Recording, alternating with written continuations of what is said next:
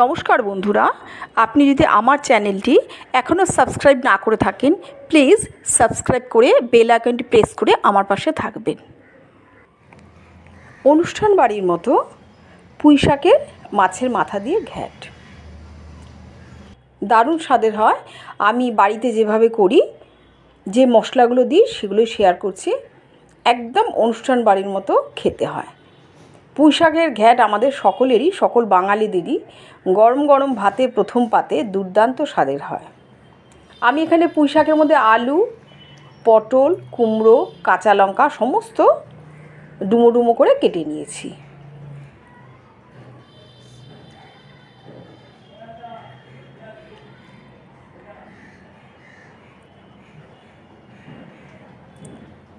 আর এই বর্ষাকালের শাক, যার জন্য পুঁই শাকটাকে 2-3 বার করে ধুয়ে নিতে হবে। আলু, কাঁচা লঙ্কা আর এদিকে কুমড়ো জলে কিছুক্ষণ ভিজিয়ে রেখেছিলাম। আর ইলিশ মাছের মধ্যে লেজা, মাথা এগুলো ছিল, আমি মাথাগুলো দিয়ে করেছি। আর পারলে লেজাও দিয়ে দেবেন, কিন্তু আমাদের লেজাটা খুব বড় ছিল বলে আমি লেজাটা দিইনি, আমি শুধু মাছের মাথা দিয়ে করেছি। আর ইলিশ মাছের কোনো কিছুই ফেলা যায় না, কানকো বা সমস্ত একসাথে খুব ভালো মতো ধুয়ে নিলাম। আর মুড়ো দুটোকে খুব ভালো মতো ধুয়ে ভেজে নিলাম নুন হলুদ মাখিয়ে। ফোড়ন বলতে গেলে এখানে সাধারণত ইলিশ মাছে আমরা 5 ফোড়ন, কালো জিরে, কাঁচা লঙ্কা ফোড়ন দিয়েই ইলিশ মাছের যে কোনো ঝোল ঝাল রান্না করি। কিন্তু অনুষ্ঠান বাড়ির মতো করতে গেলে সেখানে একটু পেঁয়াজ, আদা বাটা দিতে হয়। 5 ফোড়ন আর কাঁচা লঙ্কা ফোড়ন দেব, অন্য কোনো কিছু না। কিন্তু অনুষ্ঠান বাড়ির মতো ঘ্যাট হলে সেখানে 5 ফোড়ন, কাঁচা লঙ্কা, তেজপাতা ফোড়ন দিতে হবে। মাথা ভেজে তুলেও রাখতে পারেন বা একসাথে ঘ্যাটের সাথে বসিয়েও দিতে পারেন। এরপর এতে দিয়ে দিলাম পেঁয়াজ কুচনো, 1.5 খানা পেঁয়াজ কুচনো দিয়েছি আমি মোটামুটি একটা মাছের মাথা। আর যদি দুটো হয় তবে সেখানে কিন্তু 2 থেকে 2.5 খানা পেঁয়াজ কিন্তু দিতে হবে। অনুষ্ঠান বাড়ির ঘ্যাটে কিন্তু পেঁয়াজ, আদা বাটা এগুলো থাকে। বাড়িতে করলে আমরা সাধারণত ফোড়ন দিয়েই করি, কালো জিরে বা 5 ফোড়ন দিয়ে। কিন্তু অনুষ্ঠান বাড়ির মতো ঘ্যাটে না একটু মশলা দিতে হয়। 5 ফোড়ন, তেজপাতা, কাঁচা লঙ্কা, মাছের মুড়োটা ভেজে নিয়ে, আর পেঁয়াজ বাটাও দিতে পারেন, পেঁয়াজ কুচিয়ে ভেজেও নিতে পারেন, আমি কুচিয়ে দিয়েছি। দেওয়ার পর সবজিগুলো দিয়ে এটাকে পুরো কষাতে হবে।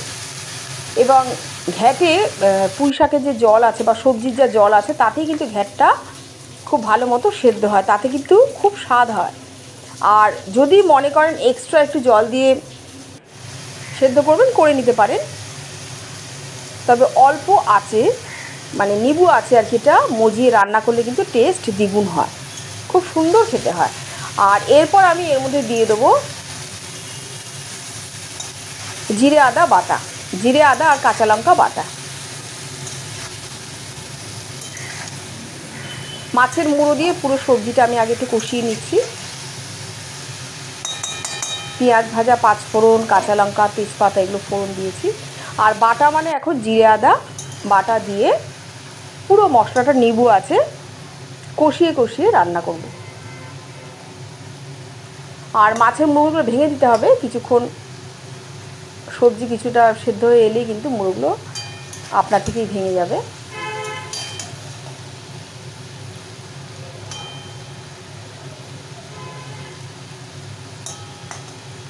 জিরে আদা বাটা দেওয়ার পর জিরে আদা আর এই পেঁয়াজ একসাথে খুব ভালো মতো কষিয়ে, তরকারির স্বাদ ওখানেই অর্ধেক, গন্ধে মম করবে। আর এর মধ্যে একটু কাঁচা লঙ্কা বাটা দিয়েছি, আমি বললাম জিরে আদা কাঁচা লঙ্কা বাটা। মোটামুটি জল মজে এলেই কিন্তু ঘ্যাট একদম রেডি। তেলের পরিমাণ আমি কম দিয়েছি, যদি মনে করেন ঘ্যাটে সাধারণত একটু বেশি তেল দিলে খুব টেস্ট হয়, কিন্তু আমি একটু কম তেলেই করেছি এটা। বাড়িতে অবশ্যই এরকম একটু মশলাদার মাছের মাথা দিয়ে পুঁই শাকের এরকম ঘ্যাট করে খেয়ে দেখবেন। যে কোনো তরকারি, সাদা ভাতে বলুন, খিচুড়িতে বলুন, যেভাবেই বলুন, দুর্দান্ত স্বাদের হয়। অবশ্যই বাড়িতে একবার এইভাবে করে খেয়ে দেখবেন পুরোপুরি অনুষ্ঠান বাড়ির মতো হয়। পরের ব্লগে আবার দেখা হবে।